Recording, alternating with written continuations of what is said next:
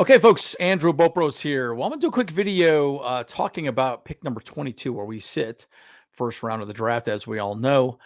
And should we pick Colson Loveland, right? I think that's an interesting conversation. Seems like he is the general consensus number one pick that we're going to go after. But I've noticed that narrative has changed a little bit. And I think it's an interesting conversation. So we should talk about it. As always, let's get into it.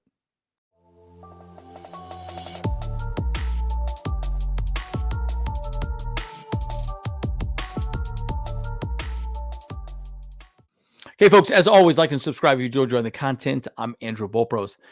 And again, Jim Harbaugh just spoke recently at the owners meeting, and I'm going to follow up a little bit on what my brother said and where I think this team really sits and where it stands. Now, I will say this: I think this team is ready to play today, meaning we have enough players on the roster for the most part to play. Now, are we happy with the roster is the other question. Answer is probably no, right? We would like another tight end. We would like another wide receiver. We would like another, defensive lineman. We would like another, you know, running back, right? So on and so forth. But my point is, I think the team is happy where it's at now. And Jim Harbaugh gave nothing but flowers towards Joe Ortiz and what he did in the offseason, picking up players, which I think he's done literally a fantastic job. Picking up awesome players, right? Again, Mekhi Becton being an amazing one. I'm going to talk one more about one that's changing the narrative of this conversation at the end of the video. But again, Colson Loveland, as we know, is an absolute stud muffin. You cannot tell me he's not. He's a very, very good pass catching tight end. Probably a better overall pass catching tight end than a blocking tight end. You know that. I know that. Tyler Warren is really considered the number one overall just tight end in general. But Colson Loveland would be a good day one starter. Obviously a great talent.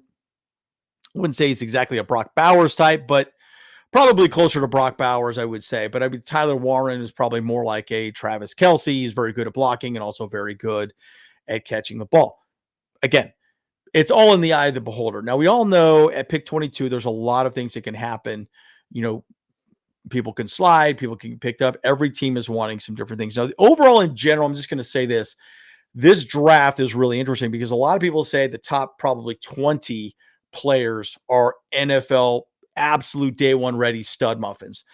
After that, you have a lot of really good players. So I think picks from latter end of round round one, all the way to the end of round three are very good players. And it's really going to be the eye of the beholder, right? What does this team do? What does this team want to do? A lot of very good players in really rounds 1 through 3. After that, it's pretty much you got to get your scouting team on the same page, right? Are they going to be getting the right players? Are they going to be moving forward? But again, my point is Colson Loveland, I think, would be absolutely amazing. The other thing I would say is we could also use a good wide receiver. So let's maybe look at the mock draft, right? The Chargers have a mock draft. I think we're at 9.0 now at this point. I mean, it's getting a little bit ridiculous, but look, I mean, let's see what the mock draft tracker is showing at this point, because I do think that it's interesting to see how it evolves over time. At the very beginning of this mock draft, I mean, again, mock draft 1.0, 2.0, Colson Loveland was the guy. He was the guy. It was him and Amari Hampton for the most part. Now, let's see if the conversation has changed. And I do believe it has, because I looked at it this morning, and that's why I'm doing this video. So let's take a gander at the new mock draft tracker here real quick.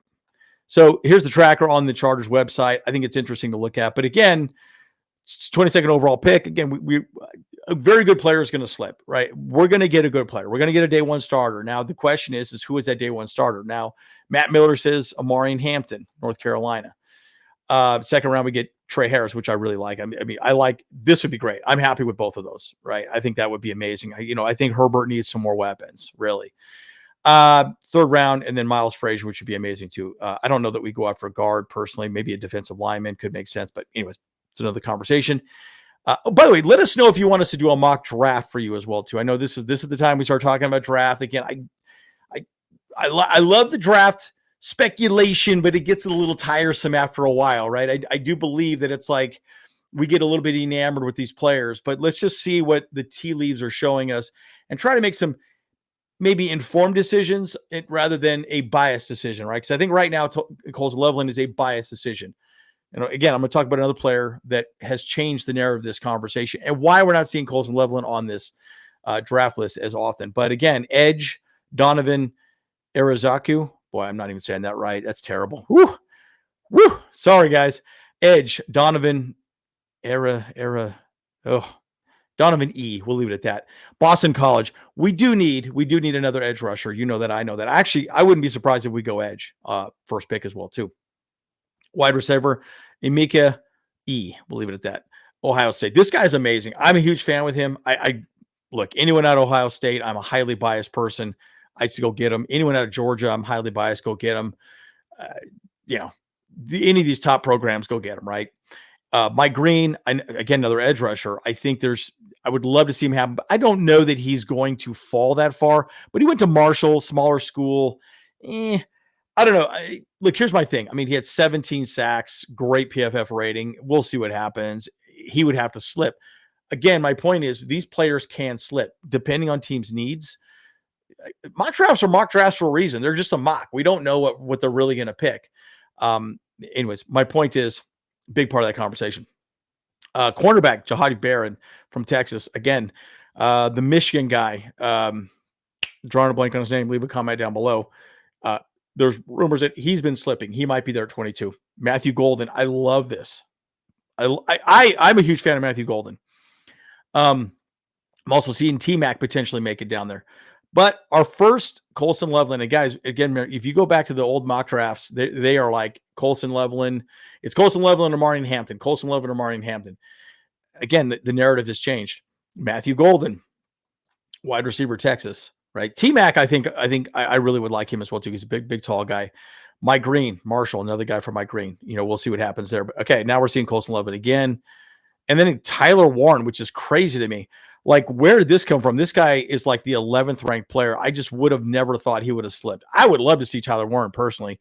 I think he's a better overall player than Colson Loveland. I think he's a better blocker and a better just overall tight end. But Colson Loveland is incredible as well too. I mean, I'd be happy with either one. But if Tyler Warren slipped again, Josh Edwards clearly is stating that he's going to slip somehow. Okay, we'll see that goes from there. But yeah, anyways, long story with that. Again, another Colson Loveland from Kyle Krabs, Jamie Esser, Matthew Golden, right? So you're seeing pretty much wide receiver, tight end, edge rusher, which would make sense. I think that's really what we need in the Colson Loveland here at the end. But again, if you start looking at the old mock drafts, it was all Colson Loveland. And again, we're getting enamored with this guy, right? Oh, he's a Michigan guy, Harbaugh, blah, blah, blah. Look, I get it. We want the guys that, we want, right? I understand that, right? But it's interesting to talk about moving forward. Let's just look at the tight end, rules in general. And this is kind of what I'm going to suggest to you as well too. I'm going to say something that's a little bit controversial. Guys, you're going to kill me for it, dude. You guys are just, I already know you're going to just not like me for what I'm about to say, but here's the thing. I got to say it. There's a lot of good tight ends in this draft, folks. I mean, I'm just going to be very clear, right? There's a lot of good tight ends. You don't have to go get Colson Loveland at 22. Would you want him? Sure. I want a lot of things. Okay. Yeah. I'd love to have a awesome Ferrari or an awesome Lamborghini. But my point is sometimes you just can't afford it. Right. Okay. It makes sense. Tyler Warren, by far the best tight end in this class. I do not think he slips to 22. I think he's overall consensus ranking 11th or 11.8. Colson's 20.5. But Harold Fannin, you could probably get him in the second round, right? You could go wide receiver, then tight end. You know what I'm saying? You get what I'm saying here, right? Like the reality is this, right? Do you wait for Colson Loveland, or do you go get a dynamic wide receiver at 22 that is going to be there? Because Mike Williams is here 1 year, right? We don't know if Keenan Allen's coming back. We got Ladd McConkey, QJ's been up and down, right? So, wide receiver is really important as well too. A great defensive tackle is really good too, right? I think our defensive tackle room is not fully built out, right? So I think they're going to pick the best available player. But when you start looking at all the tight ends, Harold Fannin is very good. Is an immediate impact receiver. Your top three guys here, are immediate impact players. Arroyo is an immediate impact player. Mason Taylor is an immediate impact player. Again, he's a big dude as well. I think he's 255. Gunnar Helm, I didn't really see a lot with him. Again, he's more of a pass catching guy from what I could see. Don't much about Ferguson's. I like Mitchell Evans. I've seen him a couple times play. I thought he was great. Again, getting a little further down the weeds here. But again, I'd say your top, 8 tight ends are very good, and they will slip, guys. They will slip. So my point is, just because, everyone's been talking about Colson Loveland being the guy that we're going to scoop up, doesn't mean he's going to be the guy that we're going to scoop up, right? And that's the one thing I just want everyone to understand, that truly it might be somebody else, and might be somebody else that we don't like. Again, we were very enamored with getting, a wide receiver at pick 5, and we got Joe Alton. It worked out pretty well for us moving forward. But okay, Andrew, why are you saying that we don't have to get Colson Loveland? This man right here, Tyler Conklin, makes it so it is not a need pickup immediately. We can go later rounds and pick up another tight end, maybe somebody else we like as more of a project, somebody we could rotate in, more of a pass catching guy. But Tyler Conklin, to me, was on a bad team, and he did a good job. I think he's going to do a great job with the Chargers moving forward. He's a bruiser tight end. I mean, to me, he's already proven it in the NFL level, right? So again, you don't have to have a Tyler Conklin, Colson Loveland. Tyler Conklin is there and ready to rock right now. So again, I'm just saying the narrative has changed, and that's why the mock draft is not showing us picking up Colson Loveland moving forward on number 22. So again, guys, I know this is a controversial video. You guys are going to hate me. I already can tell. You're going to, send a pipe bomb my direction. Please don't do that. Like, I enjoy living. I enjoy doing these videos, guys. But I'm just saying that I think signing Tyler Conklin has changed the narrative of what we need to do in this draft. That's why the mock draft has changed. That's why I think moving forward, we could get somebody completely different at number 22. And we'll be okay, folks. We'll be okay, because there's plenty of tight ends that we can go get in the later rounds. But what do you guys think? Am I crazy? Am I not crazy? Anyways, let me know. Leave a comment down below. As always, Andrew Bolt Bros. See you guys in the next. Hey, what's up? Cameron Dick here, watching Bolt Bros podcast.